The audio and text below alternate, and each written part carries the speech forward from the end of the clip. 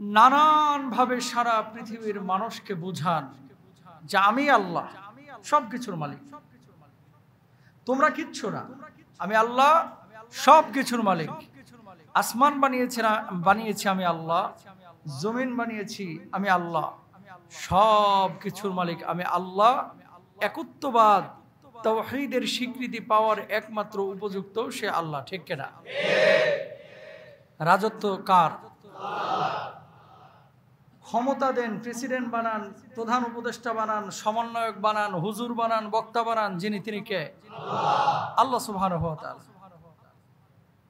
এখন আপনি যদি বলেন যে আল্লাহরে না দেখা পর্যন্ত আমি বিশ্বাস করব না, খেয়াল করেন, আল্লাহরে যতক্ষণ আমি না দেখব ততক্ষণ পর্যন্ত আমি আল্লাহরে বিশ্বাস করব না। যদি এমন কথা বলেন তাহলে আল্লাহ বলতেছে যে আমারে বিশ্বাস করতে হবে, আর এটা তোর উপর আমি দায়িত্ব দিয়েছি, তুই বিশ্বাস না করলে আমি আল্লাহর বড় ক্ষতি হয়ে যাবে। বিষয়টা তো এরকম না, তুই বিশ্বাস করলেও আল্লাহ আল্লাহর জায়গায়, বিশ্বাস না করলেও আল্লাহ আল্লাহর জায়গায়। ক্ষতি করলি তুই তোর নিজের, ঠিক কিনা ভাই? যা দেখি না তা আমি মানি না, এরকম কিছু লোক আছে, হে বট বৃক্ষ টাইপের, কথা কন না কেন? ওই যে মুক্তমনা নাস্তিকরা বলে না, হে বট বৃক্ষ ক্ষমা করে দিও আমারে, যে তোমার নিচে কোরআন তেলাওয়াত করা হচ্ছে, আমরা কিছুই করিতে পারিলাম না। সারা জীবন তুই বট বৃক্ষের ওই ছাতার মাথা, বট বৃক্ষের মাথা ধরে কান আর শিকড় ধরে কান, আর পাতা চাবায়া পানের মতো খা, বট বৃক্ষ তোর জন্য কিছুই করতে পারবে না, ঠিক কিনা? বট বৃক্ষ যিনি বানিয়েছেন তিনি কে? আরো জোরে বলেন, তিনি কে? আল্লাহ সুবহানাহু ওয়া তাআলা। গাছের পাতাও নড়ে না, গর্তের পিপিলিকাও গর্ত থেকে বের হয় না। সুবহানাল্লাহ বলবেন।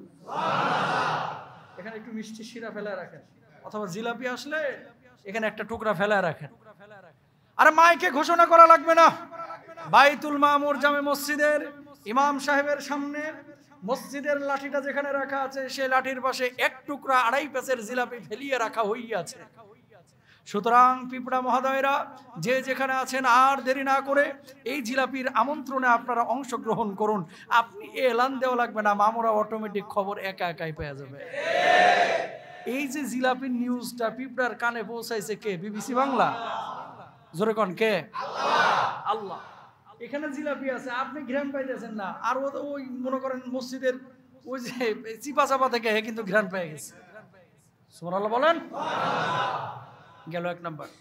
2 নাম্বার, গাছ যে আল্লাহ সুবহানাহু ওয়া তাআলা বানাইছে, খেয়াল করেন, এখন কিন্তু আমের মুকুল আসবে না। আসবে কখন? আরে শীতকালে। সব যেন লন্ডন থেকে উঠে এসেছে, জানে না আমের মুকুল আসে কখন? শীতকালে, তখন আসবে মুকুল। এখন যদি আল্লাহ নিয়ন্ত্রণ না করত, গাছ যদি নিজেই নিয়ন্ত্রণ করত, তাহলে মুকুল একটা আম গাছ আষাঢ় মাসে আইতো, আর একটা আইতো ফাল্গুন মাসে, আর একটা কইতো না এই বছর ভালো লাগতেছে না, আমি আর আইতাম না। কথা বলেন ঠিক কিনা? ইশারা কার? এবার আপনারা বলেন, আপনার আমার মালিক যিনি তিনি কে? খাওয়াচ্ছেন যিনি তিনি কে? পিঁপড়াগুলোকে নিয়ন্ত্রণ করছেন কে? ডক্টর ইউনূসকে প্রধান উপদেষ্টা বানানোর যিনি তৌফিক দিয়েছেন তিনি কে?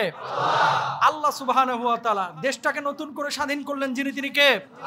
ছাত্রদেরকে শক্তি দিলেন যিনি তিনি কে? গোলামি দাসত্ব হবে কার? আল্লাহর জমিনে অনেক মানুষ আল্লাহর খায়, আল্লাহর পরে আল্লাহর দেওয়া গোলামি স্বীকার করতে চায় না, নেতার চামচামি করে অনেক লোক আছে না? নেতার চামচামি কোন মানুষের করতে পারে? এই আয়াতে কারিমে আল্লাহ সুবহানাহু ওয়া তাআলা একটা উপমা দিয়েছেন, খেয়াল করেন। আল্লাহ বলতেছে যে দেখ কত জিনিস আমি দেখাই তোদেরকে, এই তাকান, সূর্যটাতে আজকে উঠে রয়েছে মাথার উপরে। কোনদিন দেখছেন বাংলাদেশে যে রাত 10টার পরে সূর্যটা এই অস্তমিত হয়েছে? কেন? আল্লাহ বলছে যে বাংলাদেশ, ভারত, পাকিস্তান, আফগানিস্তান, এখান থেকে 6টার বেশি থাকিস না, ঘুরে অন্যদিকে চলে যাস আমেরিকার দিকে। কথা কোনটা কেন? আল্লাহ কিন্তু বলেন নাই, আল্লাহ বলছে যে এই সময় তোকে আমেরিকায় উঠতে হবে, মানে এই সময় সূর্যটা উঠতেছে। আল্লাহ বলছে এই সময় বাংলাদেশে উঠতে হবে, ওই সময় আপনি কিন্তু জায়গায় ঘুমায় থাকেন, সূর্য কিন্তু সূর্যের কাম করে। তাহলে একজন নিয়ন্ত্রণকারী আছে, যদি নিয়ন্ত্রণকারী না থাকতো তাহলে সব হজবরল বাংলাদেশের ট্রাফিক ব্যবস্থার মতো হতো। কথা কন না কেন? ট্রাফিকটা একটু গা ছাড়া ভাব দিছে, বাপরে বাপ, মেশিং এর রিক্সাওয়ালা ভাইরা এখন বিমান চালাইতেছে রাস্তার উপরে। কথা বলেন ঠিক কিনা? তার মানে কি? নিয়ন্ত্রণকারী নাই, তাকে যে ধমক দিবে, শাসন করবে, ওই লোকটা নাই এখন। ট্রাফিকরাও একটু কাছাড়া ভাব দিছে, এরা বলতেছে কি হনুরে মনু, রাস্তার রাজা তো এখন আমরাই, ঠিক না? কোনো মানে পরোয়া নাই। বাসওয়ালারা ভাই বিশ্বাস করেন, আগে তো পাছাটারে একদিকে রাখতো, এখন পাছা 3 দিকে রাখে। কথা বুঝতে পারছেন? যেন ঘুমায় গেছে তারপরে শুনতে চায় না। কথা কোন ঠিক না? ঢাকায় ভাই চলা যাচ্ছে না, আমি আমার গাড়ি আর ইউজ করি না ঢাকার ভিতরে। এই স্বাধীনতার পর থেকে ঢাকায় রাস্তায় এখন সবাই রাজা, যে যেভাবে পারতেছে সেই সেভাবে চলতেছে। এটা কেন? ভয় পাচ্ছে না মানুষ। আবার যদি শক্ত অবস্থানে যায় আইন শৃঙ্খলা বাহিনী, তখন আবার কি পাবে? ভয় পাবে। কিন্তু ভয় কেন করা লাগবে? কেন আপনাকে আমাকে শাসন করা লাগবে? আমি কি গরু ছাগল না? মানুষ। সেই মানুষটা নিজেকে মানুষ দাবি করতে পারে যে মানুষটার ভিতরে নীতি নৈতিকতা আছে, মনুষ্যত্ববোধ আছে। যে মানুষটা নিজেকে মানুষ হিসেবে ভাবে, সে মানুষটা কখনো আরেকজন মানুষের কষ্টের কারণ হয়ে দাঁড়ায় না। কথা বলেন ঠিক কিনা? তাহলে এবার আসেন আল্লাহ সুবহানাহু ওয়া তাআলা কি বলছেন। এই ট্রাফিক আইন সবাই মানবেন ইনশাআল্লাহ? বলেন। যারা গাড়ি চালান, যারা ভ্যান চালান, যারা প্রাইভেট কার চালান, যারা ট্রাক চালান, সব সময় খেয়াল করবেন, যেমনই ভাবে আপনি মানুষের খেদমত করতেছেন, খেয়াল করেন আপনার পেছনটাকে আপনি ঘুরায় রাখছেন, পেছন থেকে 20টা গাড়ি দাঁড়ানো আপনার কারণে, 20টা মানুষের এই গাড়িতে যাত্রী আছে মিনিমাম 250। এই 250 মানুষের বদদোয়া আফসোস আপনার উপরে লাগবে। কষ্ট দিবেন না কখনো মানুষকে, এবং আপনিও কারো কষ্টের কারণ হবেন না। যাই হোক, সম্পর্ক 2টা বিষয় বলে দিলাম। এখন আসেন আল্লাহ সুবহানাহু ওয়া তাআলা কি বলছেন। রব্বুল আলামিন নানান ভাবে মানুষকে বুঝায় যে ও মানুষ, এরপরেও কি আমি আল্লাহকে চিনবা না? এরপরেও কি আমি আল্লাহকে বুঝবা না? এরপরেও কি তুমি আমি আল্লাহকে না দেখে বিশ্বাস করবা না? আল্লাহ বলছেন আমাকে নিয়ে তো গবেষণার কিছু নাই, আমার মাখলুক নিয়ে গবেষণা করলে আমি আল্লাহকে তোমরা চিনে যাওয়া। রব্বুল আলামিন কি বলছেন খেয়াল করেন। আফালা ইয়ানজুরুনা ইলাল ইবলি কাইফা খুলিকাত ওয়া ইলাস সামাই কাইফা রুফিআত। বলুন আল্লাহু আকবার।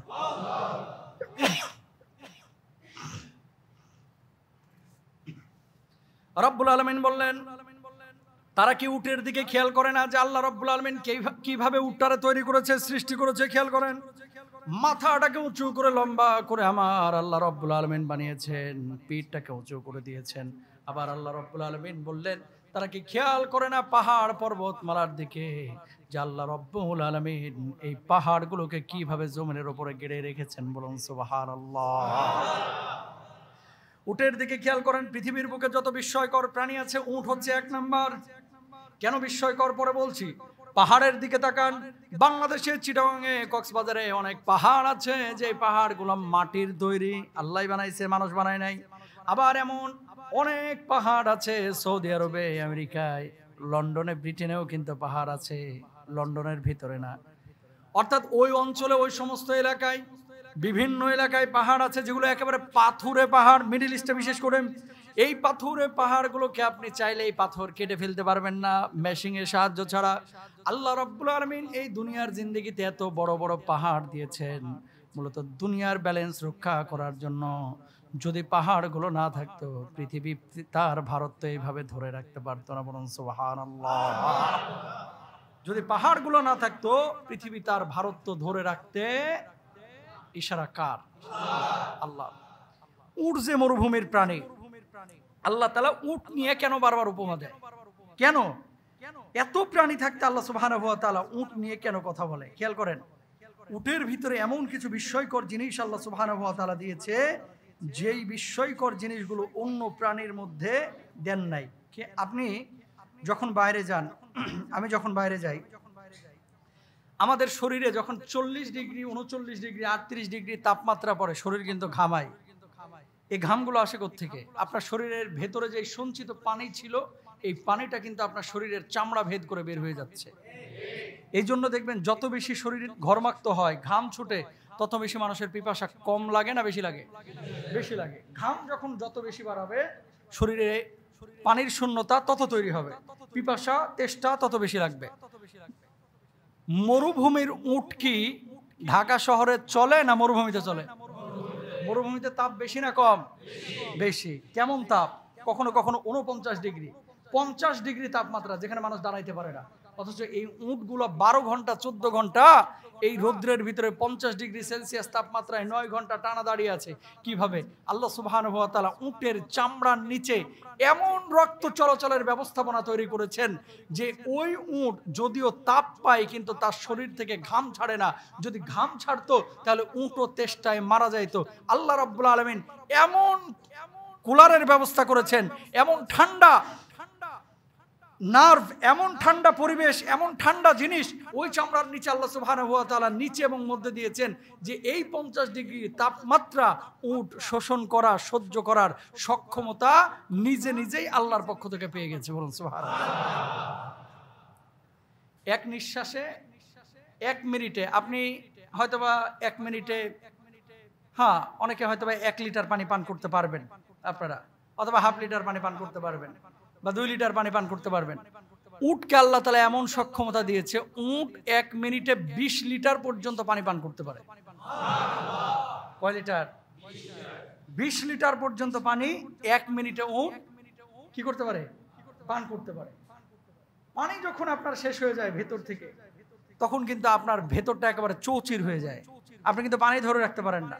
আর আল্লাহ তাআলা এমন টেকনোলজি উটের ভুঁড়ির মধ্যে দিয়েছে, পেটের মধ্যে দিয়েছে। খেয়াল করেন, উট যদি মনে করে যে আমি 7 দিন পানির এই যে পানিটা খাইলাম যে 20 লিটার 25 লিটার, এই 25 লিটার পানিকে আমি 7 দিনে খাবো ভেতরে রেখে, আল্লাহ তাআলা তার ভেতরে ওই টেকনোলজি লাগিয়ে দিয়েছে।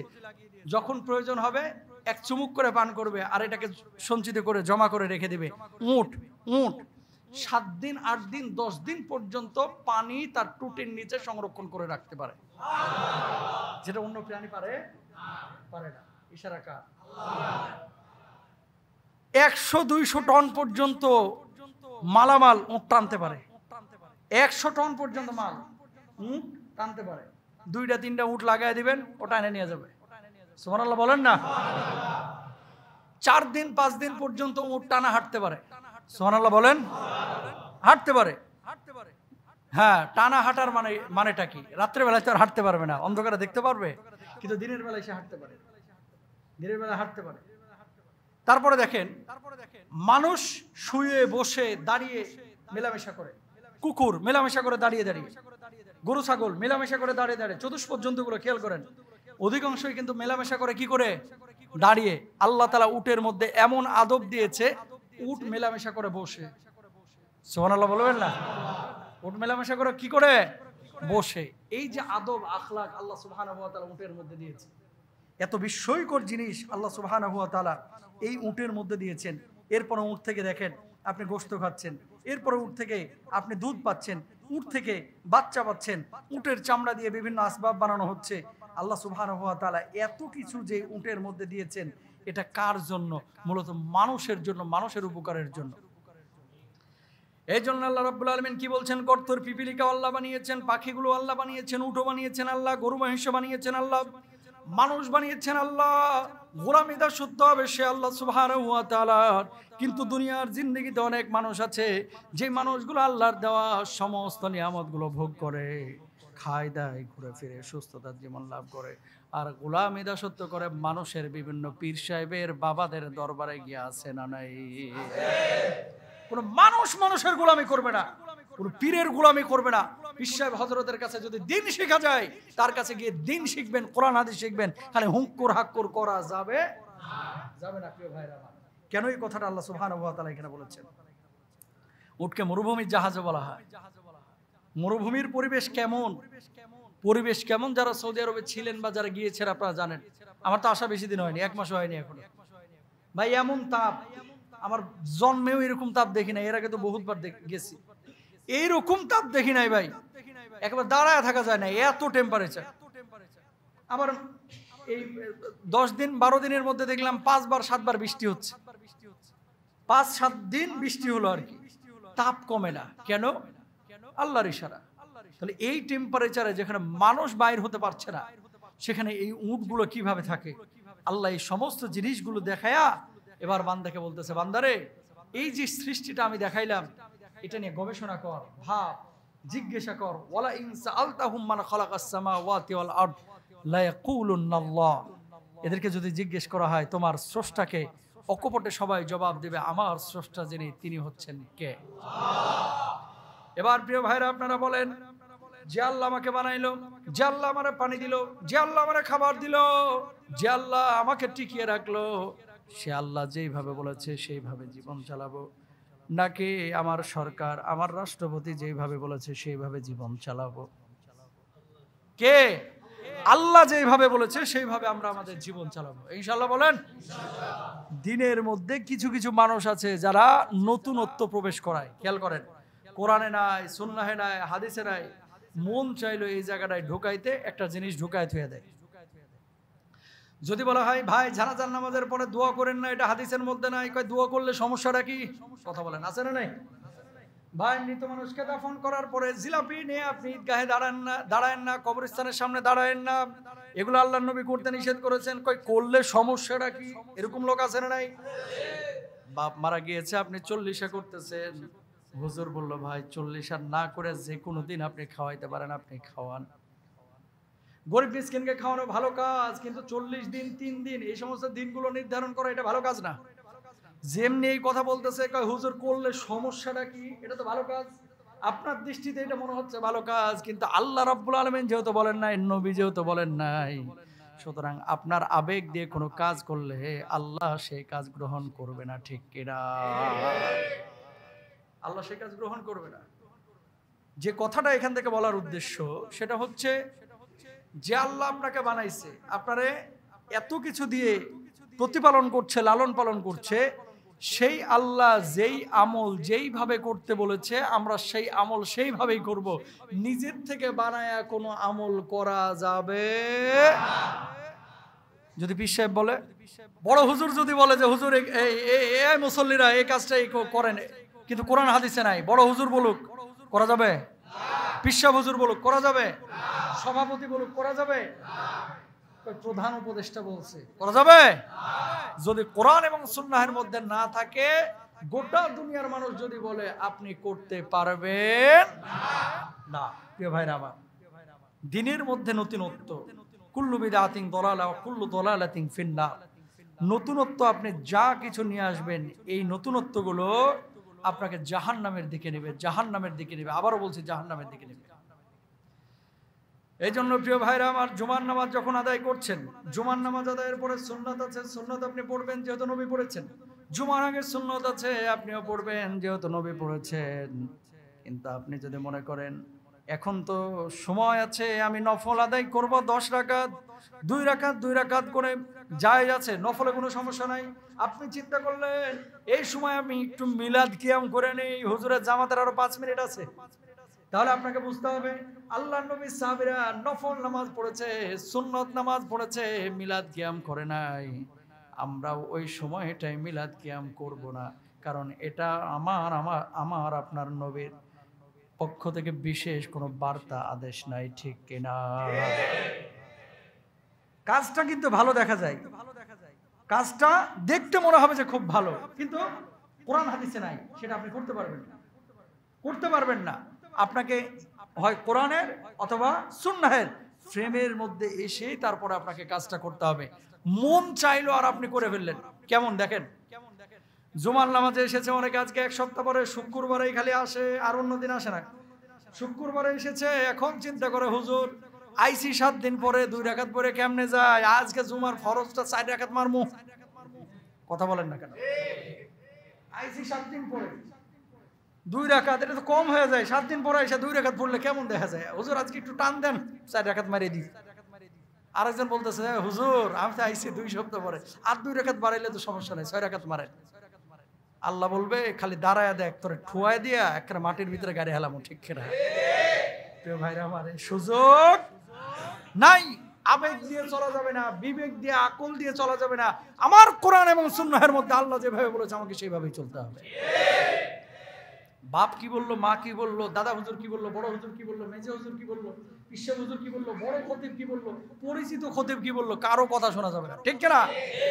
প্রিয় ভাইরা আমার, এটাই হচ্ছে সুন্নাহ। পরশুদিনকে আসুন্নাহ ফাউন্ডেশনে গেলাম কাজ করতে, স্বেচ্ছাসেবকদের সাথে কাজ করলাম। পরে শাইখ আহমদুল্লাহ সাহেব তার রুমে ডাকলেন, গেলাম। কতক্ষণ পরে একজন ক্রিকেটার আসলেন, মাহমুদুল্লাহ রিয়াদ, বাংলাদেশ জাতীয় দলে ক্রিকেট খেলে। আমি অবাক হয়ে গেলাম যে এত বড় একজন মানুষ, জাতীয় দলের ক্রিকেটার, তারা তো আর আলেম না, কিন্তু যতক্ষণ সে ছিল তার প্রত্যেকটা কাজ দেখলাম সুন্নাহ মোতাবেক। সুবহানাল্লাহ বলেন না। খাবারটা নিচ্ছে 2 আঙ্গুলে। আসরে আজান হয়েছে, এখন আমরা রুমে জামাত করব। আমি বললাম, ভাইজান ওযু করবেন না? আমরা নামাজ পড়ি। উনি বললেন, মোহতারাম আমি সবসময় ওযু অবস্থায় থাকার চেষ্টা করি। কল্পনা করতে পারে? সবসময় ওযু অবস্থায় থাকে। আরে মাঠে যখন প্র্যাকটিস করে তখন ওযু অবস্থায় থাকে। দাড়ি রাখছে এবং নামাজ পড়লেন যে পাশে, আমার পাশে, প্রত্যেকটা আরকান আহকাম একেবারে দেখলাম যে সুন্নাহ মোতাবেক খুব ধীর স্থির ভাবে আদায় করলেন। খেয়াল করেন, এর তো কোনো কাজ কাম নাই, আজারে বসে থাকে সারাদিন নাকি? চুপ করে বসে রয়েছে। কাজ আপনার চেয়ে বেশি না কম? টাকা পয়সা দুনিয়াতে আপনার চেয়ে কম না বেশি? যশ খ্যাতি কম না বেশি? প্রসিদ্ধ মানুষ বাংলাদেশে, জাতীয় দলের ক্রিকেটার, ভালো খেলোয়াড়, এত ব্যস্ততার মধ্যেও সুন্নাহকে ভুলে যায় নাই, নামাজকে ভুলে যায় নাই।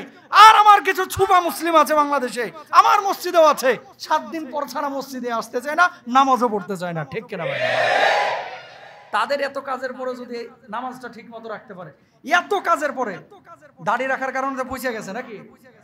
নাউজুবিল্লাহ বলেন না। দাড়ি রেখা নিউ ইয়র্কে খেললো বিশ্বকাপ, খেলতেছে না? এখন খেলাধুলার বিষয়টা ভিন্ন, আমি সেই দিকে হাইলাইট করতেছি না। আমি যে বিষয়টা বলতে চাচ্ছি, তারা তো আপনার আমার চাইতে অনেক ব্যস্ত, তারপরেও যদি নবীর সুন্নাহ মানতে পারে, তারা তো অনেক ব্যস্ত। এরকম একটা পর্যায়ে যেখানে মদ আছে, নারী আছে, জুয়া আছে, দুনিয়ার সব বিলাসিতার জিনিস আছে, সেটা যদি তরক করতে পারে, ত্যাগ করতে পারে, একমাত্র আল্লাহকে খুশি করার জন্য, ভালোবাসার আল্লাহকে ভালোবেসে, আপনি আমি কেন পারতেছি না? শিক্ষা নিতে হবে, কিন্তু শিক্ষা নিতে হবে প্রিয় ভাইরা আমার। দুনিয়ার জীবনের একদিন পরিসমাপ্তি ঘটবে, আপনিও দুনিয়া থেকে চলে যাবেন, আমিও দুনিয়া থেকে চলে যাব। এগুলো থেকে শিক্ষা নিতে হবে। একদিন আপনার আমার জীবন শেষ হয়ে যাবে। দিনের ভিতরে কখনোই আমরা নতুনত্ব ঢুকতে দেব না, ইনশাআল্লাহ বলেন। এবং নতুনত্ব কোনো জিনিস আমরা আনবো না, যা কোরআন হাদিসে আছে আমরা তাই মানবো। সবাই বলেন ইনশাআল্লাহ। প্রিয় ভাইরা আমার, আল্লাহ নবী সাল্লাল্লাহু আলাইহি ওয়াসাল্লাম কি বলছেন দেখেন, ইজতানিবুস সামাল মুবিকাত, ধ্বংসাত্মক 7টা জিনিস থেকে তোমরা বিরত থাকো, কারণ এই সমস্ত ধ্বংসাত্মক কাজগুলো যদি তোমার ভিতরে থাকে তুমি ধ্বংস হয়ে যাবে। দুনিয়াতেও ধরা খাবা, আখিরাতেও ধরা খাবা। এই কাজগুলো থেকে বিরত থাকতে হবে। 1 নাম্বার, নবীজি সাল্লাল্লাহু আলাইহি ওয়াসাল্লাম বললেন, আশিরকু বিল্লাহ, আল্লাহর সঙ্গে কাউকে শরীক করা। যদি কেউ আল্লাহর সঙ্গে শরীক করে কাউকে, ওই দুনিয়াতে ধরা খাবে, লাঞ্ছিত হবে, আর আখিরাতে আল্লাহ রাব্বুল আলামিন তার ব্যাপারে কি বলছেন? লা ইন আশরাকতা লা ইয়াহবাতান্না আমালুকা ওয়া লা তাকুনান্না মিনাল খাসিরিন।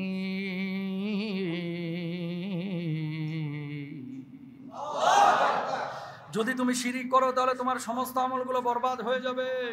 আল্লাহ রাব্বুল আলামিন এই যে উটের উপমা দেন, পিপিলিকার উপমা দেন, লোহার উপমা দেন, এগুলো দেওয়ার একটাই উদ্দেশ্য হচ্ছে মানুষ আল্লাহকে চিনুক, আল্লাহর গোলামি করুক। আল্লাহ খাওয়ায়, আল্লাহ পড়ায়, গোলামি দা সত্য ইবাদত হবে একমাত্র আল্লাহর জন্য, কোনো মাজারের জন্য না, কোনো পীর পূজার জন্য না, কোনো বাবা পূজার জন্য না, কোনো হুজুর পূজার জন্য না। ঠিক কিনা? একমাত্র ইবাদতের মালিক যিনি, তিনি কে? আল্লাহ সুবহানাহু ওয়া তাআলা। ধ্বংসাত্মক 7টা জিনিস নবীজি সাল্লাল্লাহু আলাইহি ওয়াসাল্লাম বলেছেন। বুখারীর হাদিস, কিন্তু 2766 নম্বর হাদিস।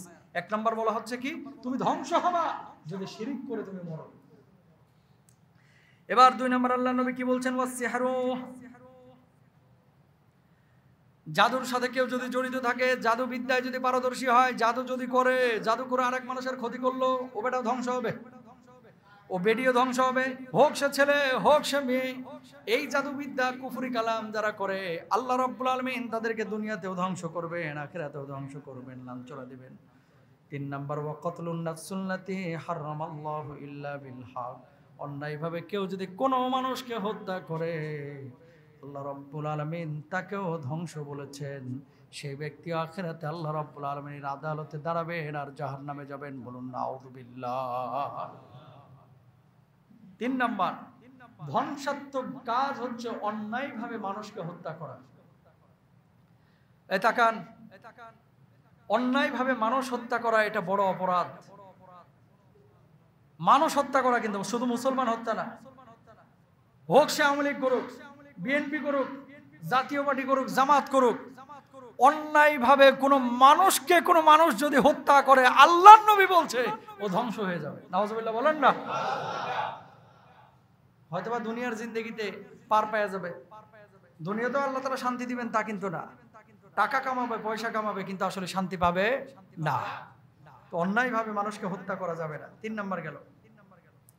4 নাম্বার আল্লাহর নবী সাল্লাল্লাহু আলাইহি ওয়াসাল্লাম বলছেন ওয়া আকলুর রিবা, সুদের সাথে যারা জড়িত, সুদ খায়, সুদ দেয়, আল্লাহ তাআলা এদেরকেও ধ্বংস করবেন। বুকটায় হাত দিয়ে একটু চিন্তা করে, আমি বললে তো আবার রাইগা যান অনেক সময়, হুজুর খালি সুদখোর কয়। বুকটার মধ্যে একটু হাতটা দিয়ে চিন্তা করেন, খুব চোখটা বন্ধ করে শুয়ে শুয়ে চিন্তা করেন, সুদে যে 30,000 টাকা প্রতি মাসে পাচ্ছেন, 20,000 পাচ্ছেন, খেয়াল করে দেখেন এই সুদের টাকা কয়টা জমে রয়েছে। এর মধ্যে বারাকা থাকে না। হয় ডাক্তারের পেছনে দৌড়াইতে দৌড়াইতে শেষ, অথবা গাড়ি নষ্ট হয়ে গেছে, পানির মোটর নষ্ট হয়ে গেছে, বউয়ের অসুস্থতা হয়ে গেছে, ছেলের রোগ হয়ে গেছে, আজাইরা কাজে ওই টাকা ভক্ষণ করা যায় না, ওই টাকাকে আরাম পাওয়া যায় না, ওটা কিন্তু শেষ। সুতরাং সুদ থেকে দূরে থাকবো, সুদের ধারে কাছেও যাবো না, ইনশাআল্লাহ বলেন। এরপর আল্লাহ রাসূল সাল্লাল্লাহু আলাইহি ওয়াসাল্লাম বলছেন ওয়া আকলু মালিল ইয়াতীমি, 5 নাম্বার ইয়াতিমের মাল ভক্ষণ করা। আহা, ইয়েতিম যখন বাপ মারা যায়, মা মারা যায়, যদি সম্পদ থাকে, অনেকেই লোলুপ দৃষ্টি, শকুনের নজর ওই সম্পদের উপরে ফেলে, আছে না নাই? যদি দেখে যে প্রভাব প্রতিপত্তি নাই, বাপ মা মারা গিয়েছে, চাচাদের অতটা হেডম নাই, বাপের ছিল আর কি, বাপ মারা গিয়েছে, কিছু লোক আছে টার্গেট নেয় যে আর সম্পদটা দখল কেমনে করা যায়, ঠিক কিনা? এতিম তো আল্লাহ নবী বলছেন এতিমের সম্পদ ভক্ষণ করলো, মূলত সম্পদ ভক্ষণ করলো না, ও জাহান্নামের আগুন পেটের মধ্যে ভরল। জোরে বলেন নাউজুবিল্লাহ। এতিমের মাথায় যে পরিমাণ পশম আছে, আল্লাহ সুবহানাহু ওয়া তাআলা সে পরিমাণ সওয়াব আপনাকে দান করবেন যদি সেই এতিমকে আপনি একটু সহানুভূতি দেখান, ভালোবাসা দেখান। মনে রাখবেন, এতিমকে আপনি ঠগাইতে পারেন, কিন্তু আল্লাহকে আপনি ঠগাইতে পারবেন না। আল্লাহ কিন্তু সবকিছু দেখতেছেন। আপনি মনে করতেছেন আপনি জিতছেন, আসলে আপনি জিতেন না, আপনি হারছেন, ঠিক কিনা? সুতরাং কখনো ইয়াতিমের সম্পদ ভক্ষণ করবেন না। তারপর আল্লাহ রাসূল বলছেন ওয়াত্তাওয়াল্লা ইয়াউমাজ জাহফি, যুদ্ধের ময়দান থেকে কেউ যদি পলায়ন করে, ওয়া কযফুল মুহসানাতিল মুমিনাতিল গাফিলাত, সহজ সরল সতীসাধ্যী মেয়েদের উপরে কেউ যদি অপবাদ আরোপ করে, কিছু কিছু লোক আছে তার স্ত্রী কিচ্ছু করে নাই, ভালো মানুষ, তারপরও বউয়ের নামে অপবাদ দেয়। অনেক মহিলাও আছে এরকম, যৌথ ফ্যামিলিতে আছে, ছেলের বউ কোনো অপরাধ করে নাই, রাত্রিবেলায় হয়তো বা তার মায়ের সাথে কথা বলেছে, অথবা 8টার দিকে তার বোনের সাথে কথা বলেছে, ছেলে থাকে বিদেশ, অমনি ছেলের কাছে ফোন দিয়ে বলে যে তোর মেয়ে, তোর বউ কার সাথে যেন গল্প করতেছে, আমার কাছে ভাবসা ভালো লাগতেছে না, মানে পরক্রিয়া টরক্রিয়া এরকম বোঝাচ্ছে। এরকম কোনো আচরণ যদি কোনো শাশুড়ি কোনো বৌমার প্রতি করে, আল্লাহর আদালতে সেই শাশুড়িকে দাঁড়াইতে হবে। আবার উল্টাটাও কিন্তু এমন আছে, ভালো কথা বলতেছে হয়তো বা মা, ছেলে সন্দেহ করতেছে, ভালো কথা বলতেছে বউ, স্বামী সন্দেহ করতেছে। খবরদার এগুলো করবেন না। যতক্ষণ পর্যন্ত আপনি স্পষ্টভাবে না জানছেন আসলে সে অন্যায় করতেছে, ততক্ষণ পর্যন্ত আপনি অ্যাকশন নেবেন না। কিছু মানুষ আছে তদন্ত যাচাই বাছাই কোনো প্রয়োজন নাই, পাইছে তো হয়েছে, পাইছে তো হয়েছে, মার মার কাটকাটা অবস্থা, তুই তালাক, তোর মা তালাক, তোর বাপ তালাক, তোর 14 গোষ্ঠী তালাক, আর সংসার করতাম না। কথা বলেন ঠিক কিনা? এখন আসরের আগে হুজুরের কাছে দৌড়াইছি, হুজুর আকাম তো একটা করে আলাইছি, 3 কথা বলে ফেলাইছি, এখন কি করব? শুনেন, তালাক যদি কখনো বউদেরকে দেওয়ার প্রয়োজনীয় হয়, তালাক কিন্তু ভালো জিনিস না, যদিও জায়েজ, যদিও জায়েজ, অপছন্দনীয় জায়েজ, অপছন্দনীয় জায়েজ। যদি একান্তই বউদেরকে তালাক দেওয়ার প্রয়োজনীয় হয়, মাথায় একেবারে রক্ত উঠে গেছে, আগুন জ্বলতেছে, মগজের ওপরে। যদি এরকমই হয়ে যায় আর বউ যদি অন্যায় করে, এখন সামলাইতে পারতেছেন না, আমি বলতেছি না তালাক দেন, দিবেন একটা প্রথমে। কয়টা? একটা দিয়ে আস্তে করে বাড়ি থেকে বাইরে হয়ে যাবেন। বাড়ি থেকে বাইরে হয়ে যায় চায়ের দোকানে বসে খালি বিড়ি খাইবেন। এই কামই তো করে কিছু লোক আছে রাগের মাথায়, যখন কারোর সাথে গ্যাঞ্জাম হয় না, ভাই বিড়ি যদি আগে খাইতে একটা, এখন খাইছে আজ্ঞা। কথা কন না কেন? আবার যে বলে হাকিমপুরিটা বাড়াইয়া দিস পানের মধ্যে। কথা বুঝতে পারছেন? উপরে তো ঘুরতেছে, নিচেও যেন একটু ঘুরে আর কি। খবরদার এই সমস্ত কাজ করবেন না। একান্তই ভাবে যদি তালাক দিতে হয়, এক তালাক দিবেন, দিয়ে 1 মাস অপেক্ষা করবেন। কয় মাস? আরো জোরে বলেন, কয় মাস? ইদানিং তালাকের পরিমাণটা এত বাড়া বাড়ছে ভাই, বিশ্বাস করেন। আমাদের মতো সওয়াল জবাবের পাবলিক ফিগার না হলে, সওয়াল জবাব তো আমরা করি টেলিভিশনে এদিক সেদিকে, এত পরিমাণ তালাক বাড়ছে, মানুষ এটার একেবারে মানে ছাতুর মতো মনে করতেছে। এখন সকালে দেয়, আবার দুপুর বেলা মিলে দিতেছে, আবার রাতের বেলা আর এক দফায় দিতেছে, আবার কালকে মিলে যাইতেছে। আল্লাহর নবী বলতেছে, এইভাবে 3 তালাক দেওয়ার পরে যারা বারবার আইন ভঙ্গ করতেছে, এরা মূলত পরিবার না জেনা করতেছে। জেনা, বলুন নাউজুবিল্লাহ। এজন্য বি কেয়ারফুল। এক বৈঠকে 3 তালাক দিলে 1 তালাক হয়, এক বৈঠকে 1 তালাক দিলে 1 তালাক হয়। মাসালা পরে, আগে আপনাদেরকে বলি, রাগের মাথায় শাসনের অনেক ধরন আছে। 2 দিন বাড়িতে আসেন না, বুঝেন নাই? বউয়ের সাথে চরম রাগারাগি হয়েছে, বই তো এমনি সাইজ হয়ে যাবে, 2 দিন বাড়িতে আসেন না।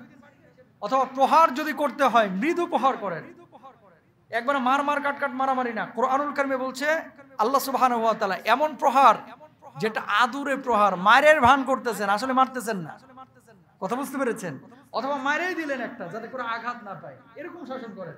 বিছানা আলাদা করে দেন, মুরব্বীদের নিয়ে বসেন। এগুলো না করে খালি তালাক, খালি তালাক, খালি তালাক, খালি তালাক। 1 তালাক দিবেন, 1 মাসে অপেক্ষা করবেন। যদি একবারে সংসার বিচ্ছিন্ন করে দিতে ফেলেন বা বিচ্ছিন্ন করে দিতে চান, 2য় তালাক দিবেন, 2য় মাস অপেক্ষা করবেন, এরপরে 3য় মাসে যে 3 তালাকটা দিবেন, এরপরে বিচ্ছেদ হন। তাহলে ভাইবা চিন্তা আপনি সুস্থ মস্তিষ্কে দিলেন। আর খালি তালাকের জিকির করলে এগুলো ফাতরামি, এগুলো কিন্তু আল্লাহ তাআলা গুনাহ দিবেন। খবরদার এগুলো করবেন না। নিয়ম হচ্ছে 1 তালাকের পরে কেন 1 তালাকের সুযোগ দেওয়া হয়েছে? 1 তালাক যখন দিবেন, স্ত্রী আপনার জন্য হারাম হবে না। রাত্রিবেলায় একসাথে শুয়েছেন, স্পর্শ হয়েছে, তালাকটা ভেঙে যাবে, আবার সংসার করতে পারবেন।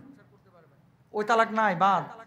বা 2 মাসের মধ্যে যদি ফিরে আসেন, সমস্যা নাই, মিলে যেতে পারবেন। আর 3 তালাক দেওয়ার পরে 3 মাস কথা বলেন নাই, 6 মাস কথা বলেন নাই, ছেলেটা যেমনি আব্বা আব্বা বলা শিখছে, এবার ভালোবাসা উতলে পড়তেছে। কথা কন না কেন? এখন খালি এই হুজুরের কাছে যায়, ওই হুজুরের কাছে যায়, ওই হুজুরের কাছে যায়, ওই হুজুরের কাছে যায়। যাওয়ার পরে কি, হুজুর একটু মিলাইয়া দেওয়া যায় না?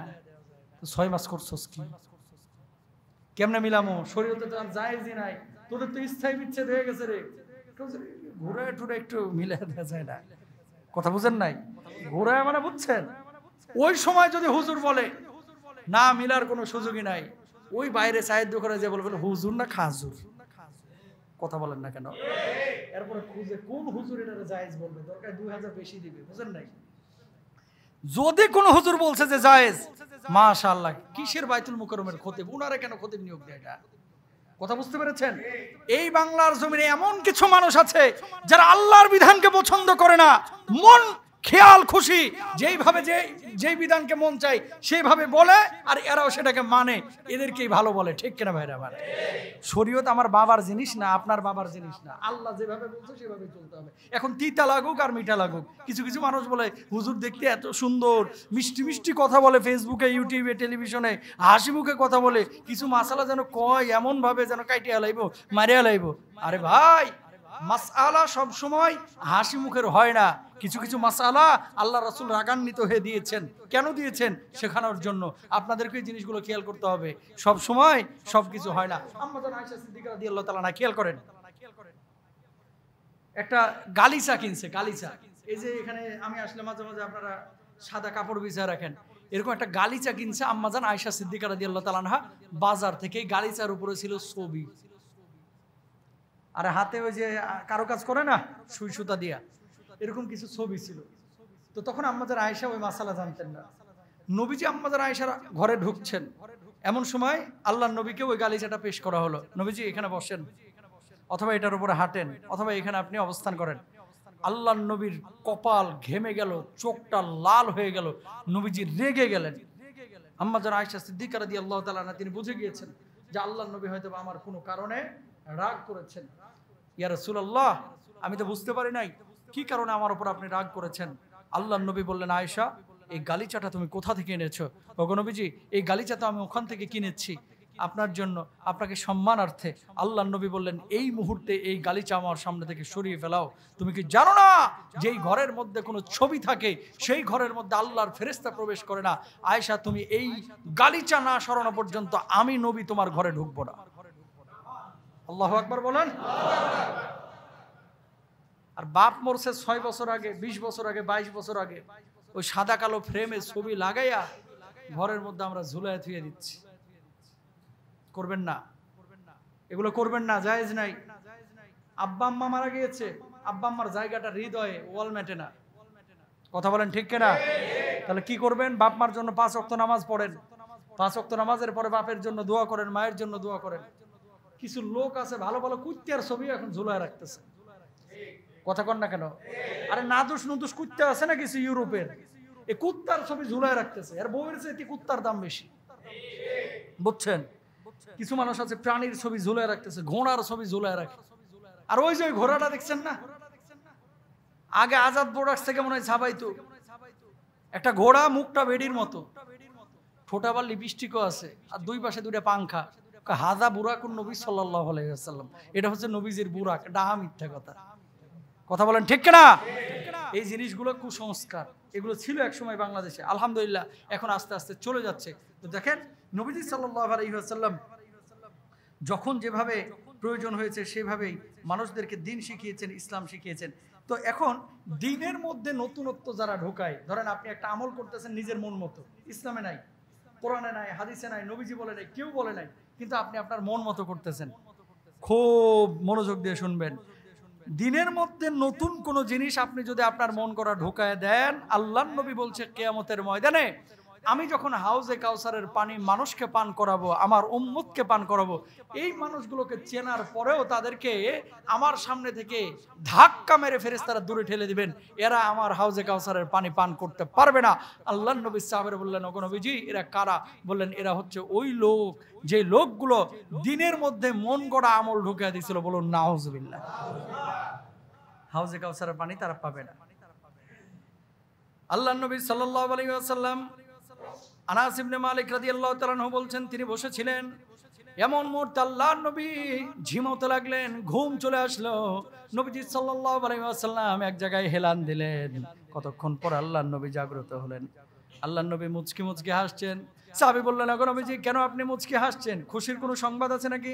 আল্লাহর নবী জবাব দিলেন, ফেরেশতারা রে, আল্লাহর নবী জবাব দিলেন, সাহাবীরা রে, এই মুহূর্তে ফেরেশতারা আল্লাহ রাব্বুল আলামিনের পক্ষ থেকে আমার কাছে এসেছে আর একটা সূরা হাদিয়া দিয়েছে, যে সূরার নাম হচ্ছে সূরা কাউসার। সুবহানাল্লাহ।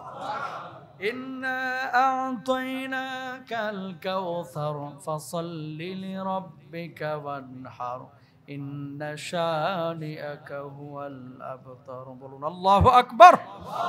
নবী সাল্লাল্লাহু আলাইহি ওয়াসাল্লাম বললেন, যখন আমি মেরাজে গেলাম, মেরাজে যাওয়ার পরে দেখতে পেলাম একটা ঝর্ণা, যেই ঝর্ণার পানি দিয়ে মেশকের মতো গন্ধ বেরোচ্ছে।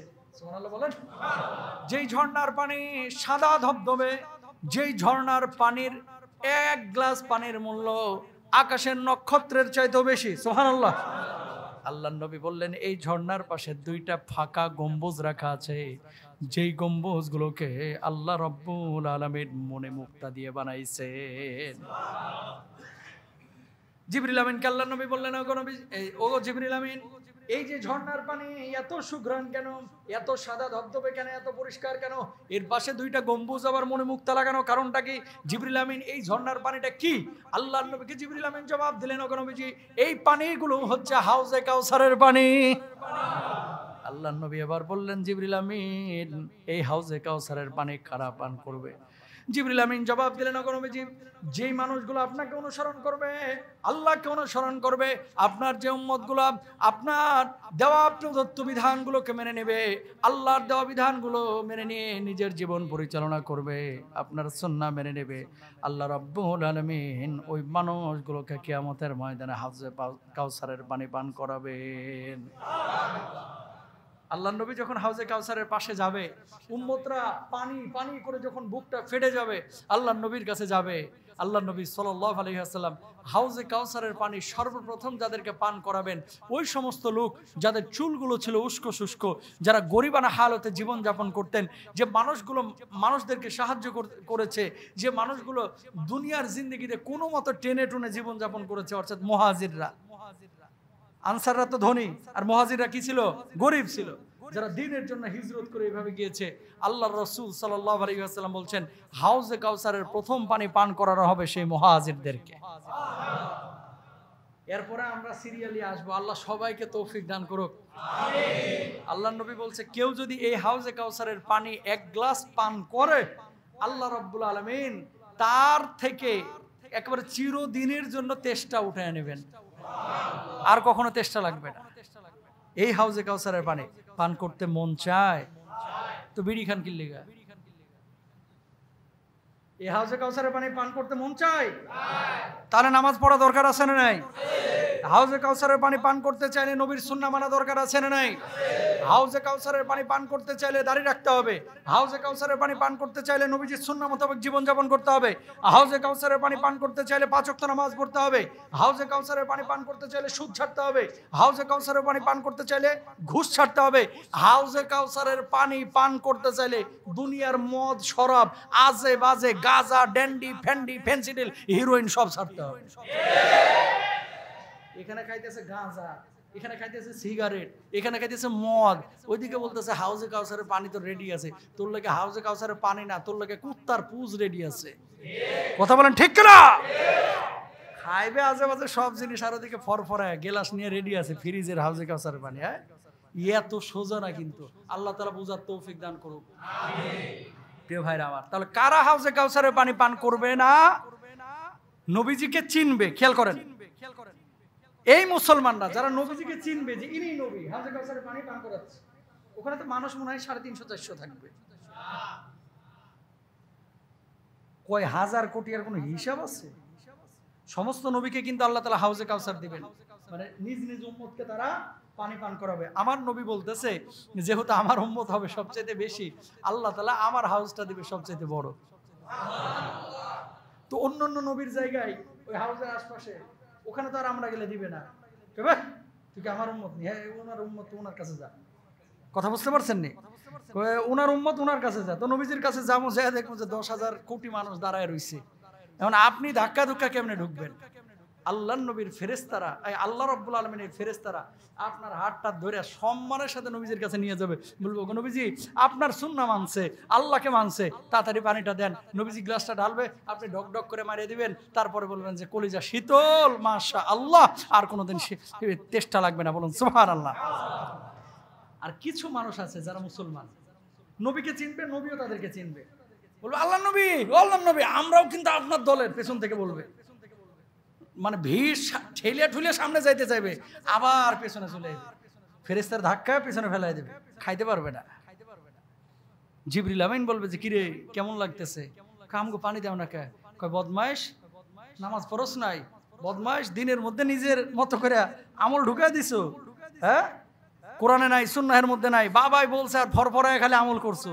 এই আমলের কারণে আল্লাহ রাব্বুল আলামিন মুসলমান হওয়ার পরেও বেদাতের কারণে আজকে তোদেরকে দূরে ঠেলে দিচ্ছে। বলো নাউজুবিল্লাহ। সুতরাং বি কেয়ারফুল। খালি মন চাইলেই সবকিছু করা যাবে না। কোরআন এবং সুন্নাহের ফ্রেমের মধ্যে আছে কিনা এটা দেখতে হবে। ইনশাআল্লাহ। আল্লাহ তাআলা তৌফিক দান করুন।